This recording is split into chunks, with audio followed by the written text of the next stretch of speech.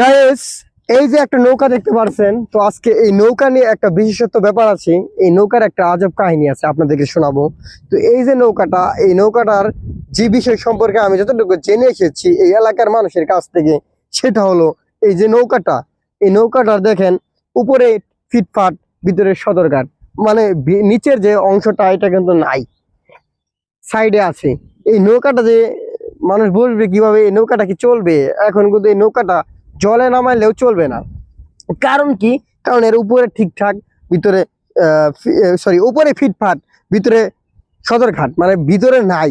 ভিতরে যদি না থাকে এই নৌকা কিন্তু চলবে না। কিন্তু এই ভিতরে নৌকাটা কেন নাই? হ্যাঁ, কোনো এক ব্যক্তি বলেছে এই নৌকাটার এই নিচের যে অংশটা কেউ বলে একজন চুরি করে নিয়ে নিয়েছে, যার জন্য এই নৌকাটা বর্তমানে কি বলতে পারবেন, একদম অচল হয়ে আছে। এই নৌকাটা কিন্তু এখন ভাসমান ভাবে চলতে পারবে না। তো কি বলবো, এই হলো আমাদের দেশের যে অবস্থা।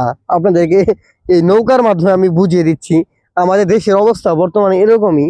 ঠিক আছে, উপরে ঠিকঠাক, ভিতরে মনে করেন মানে আমরা দেশে স্বাধীনতা পেয়েছি, আমরা স্বাধীন করেছি, কিন্তু ওই রকম স্বাধীনতা পাই নাই, যেটা বাস্তব কথা। তো এই আমাদের দেশে যদি এই স্বাধীনতা আমরা পাইতাম, এই যে নৌকার যে নিচের অংশটা কেউ চুরি করে নিত না। এটা কেউ চুরি করে নিছে, আমি যতটুকু শুনতে পারছি এলাকার লোক থেকে, এটা কেউ চুরি করে নিয়েছে। তো আসলে কি বলবো, এই হলো দেশের ব্যবস্থা, এই হলো আমাদের নিরাপত্তা, এই হলো আমাদের